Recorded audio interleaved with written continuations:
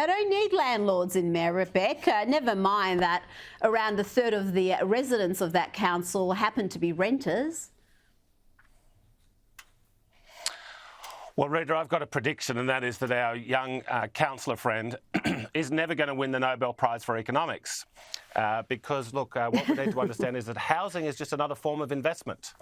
Okay, now if people don't think they're going to get a good return out of investing in housing, they'll invest in the stock market or other private investments. So we need to be very pro landlords, pro development. Now, where this person is coming from is he doesn't have the right solution, but there is a crisis, and he has touched on the fact that there is a crisis. The crisis is caused, particularly in Sydney and Melbourne, by excessive planning and zoning laws, and the government meddling, black tape, green tape, red tape, everything. There is one city in the United States which abolished planning laws in the 1950s. It's called Houston. It's the 5th biggest city in the United States.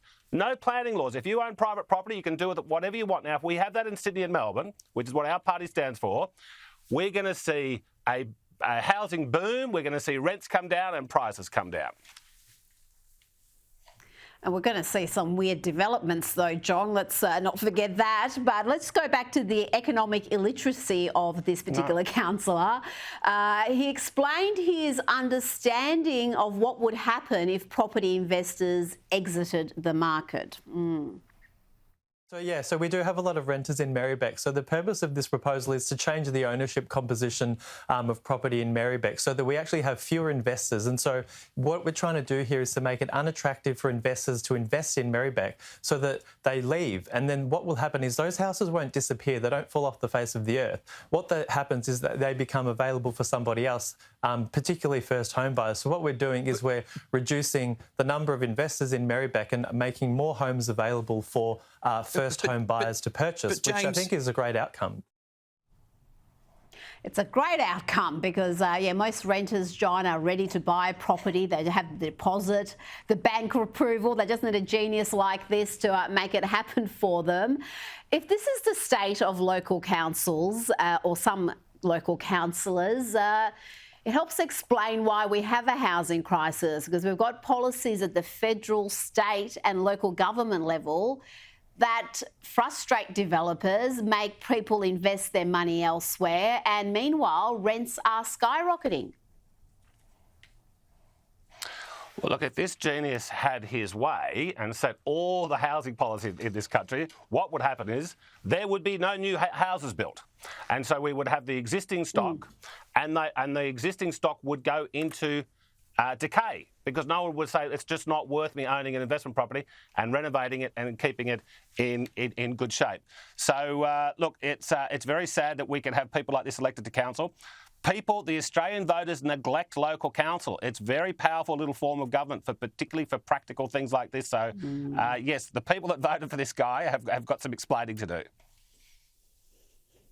But I tell you, I think people don't even know who they're voting for with local council elections. They don't know what the policies are, which party affiliation they may or may not have. And I think that's how we get a lot of the councillors, because people are obliged to vote. They're obliged to participate in this process or they're going to get fined.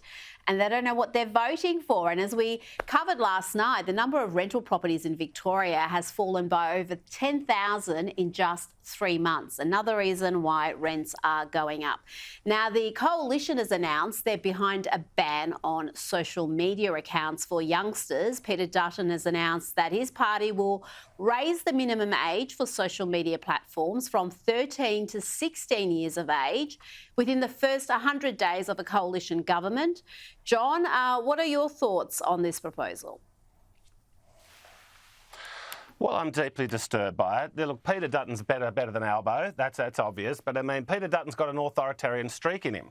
Now, the two things that whenever the regulators want to increase the power of the state and shut down the freedom of the internet, they have two bogeymen. They say terrorists and pedophiles, the two worst groups of people in the world. So they say, look, we need to regulate the internet to stop those two groups. Okay. Now, the reality is this. At the moment, yes, you've got to be 13 to open a Facebook account or whatever it is, okay? But the kids just say, yeah, they tick a button, say, yeah, I'm over 13.